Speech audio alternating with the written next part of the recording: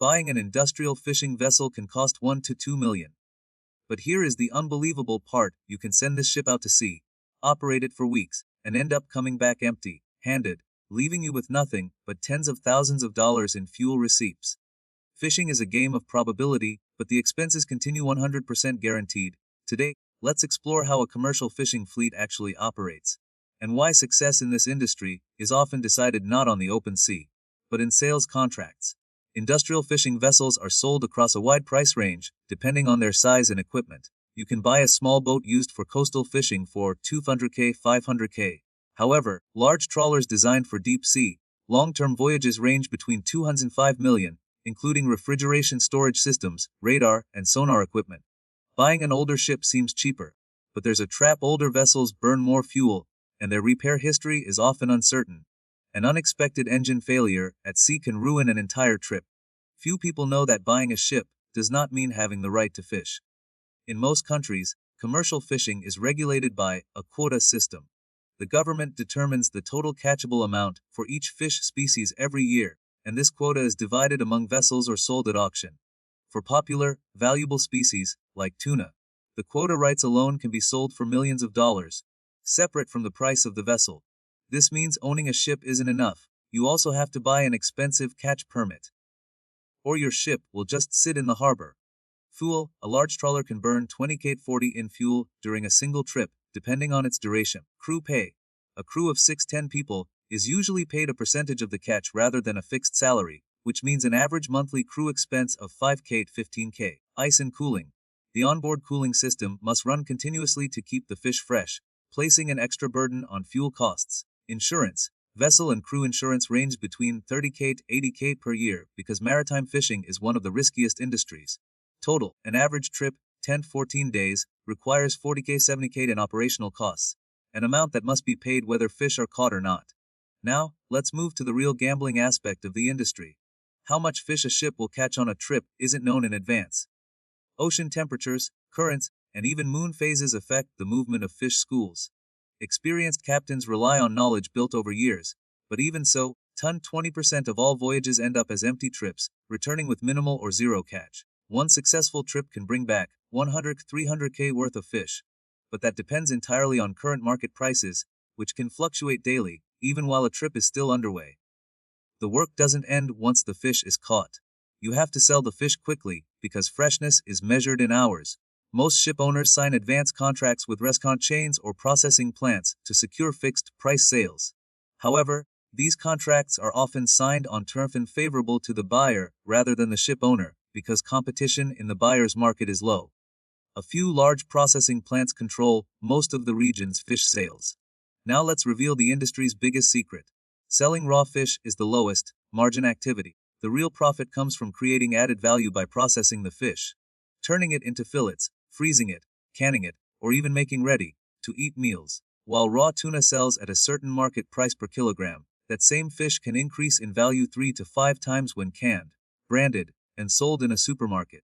That's why the largest fishing companies aren't just vessel owners, they own processing plants and their own brands.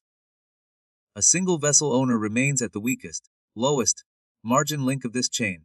They are just a raw material supplier, while real profits go to companies at the end of the chain that possess marketing and brand power.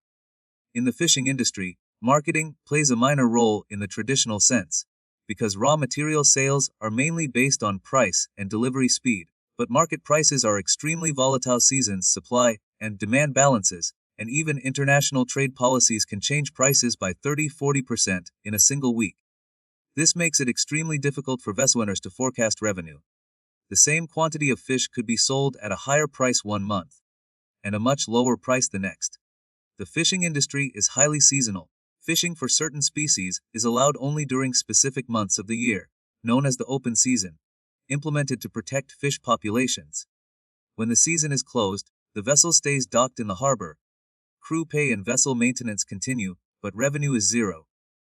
Some owners switch to different fish species to bridge this gap, or temporarily lease their vessels for other purposes. Fishing is statistically one of the most dangerous professions in the world. Sudden storms, sea conditions, equipment failures. Any of these can put the vessel and crew in serious danger. A storm can completely cancel a trip, zeroing out that week's income while expenses continue.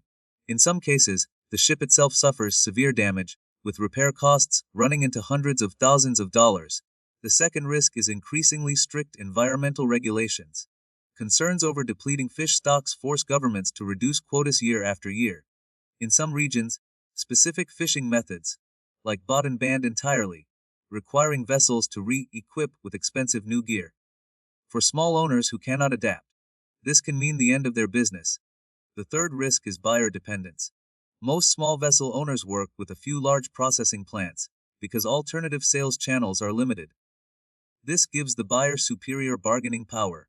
They can offer lower prices, and since the vessel owner is forced to sell the fish quickly, they often have no choice but to agree. Large fishing corporations own dozens of vessels, their own processing plants, and even their own distribution networks. This gives them control over both the production and sales chains. They are less affected by price volatility, because they can process raw materials in their own facilities and sell them as higher margin products.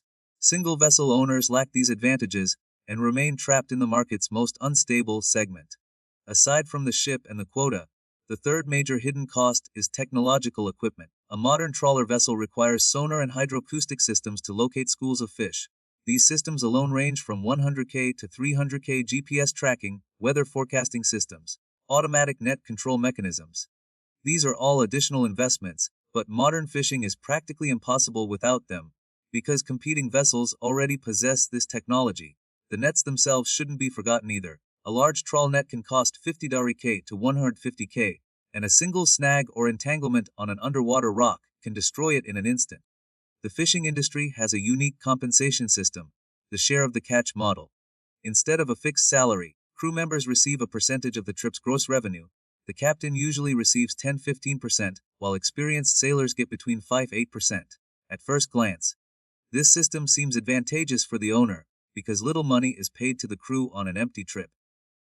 But there is a downside. Retaining experienced crew members becomes difficult because, after a few unsuccessful trips, they might switch to a more lucrative vessel. Finding and keeping a good captain is perhaps the biggest human resource challenge, because a captain's experience and ability to predict where the fish will be directly impacts the ship's profitability.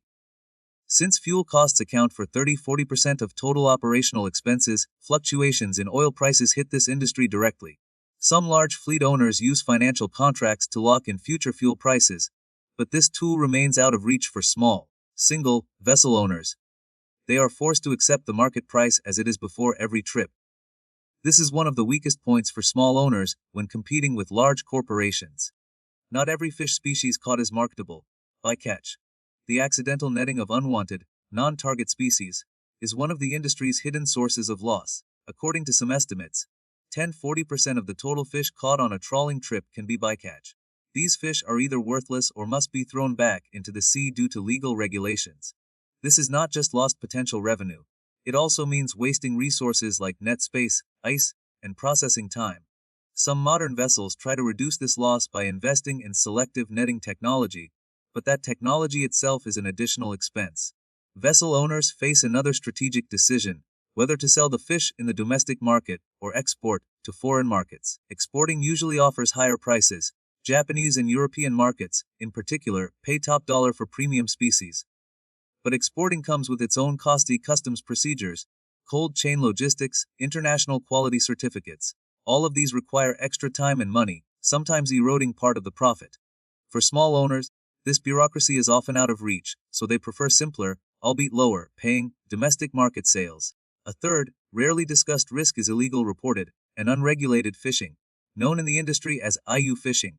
While law-abiding vessel owners comply with quotas, licenses, and regulations, some vessels fish in the same waters while completely ignoring these rules, artificially lowering their costs and supplying fish to the market at cheaper prices. This creates unfair competition for legal operations.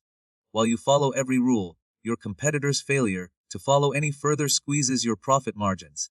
A fourth, long-term risk is climate change. Rising ocean temperatures force fish schools to migrate away from traditional fishing grounds toward colder waters. This means vessel owners who have fished in the same area for generations must sail increasingly longer distances, which drives up fuel costs and extends trip durations. While certain species have virtually vanished from traditional fishing zones, new fishing opportunities are emerging in previously colder regions, though making that transition requires new licenses and new market connections. A fifth growing threat is aquaculture, managed fish farms. Popular species like salmon and shrimp are now raised in controlled pools, far more often than they are caught in the open sea, making production more predictable, cheaper, and consistent year-round. As a result, open sea fishermen face increasing competition as aquaculture products enter the market at more stable prices and in larger volumes. Some traditional fishing companies are already adopting a hybrid model by opening their own aquaculture divisions, combining wild catch fishing with controlled farming to unite two revenue streams.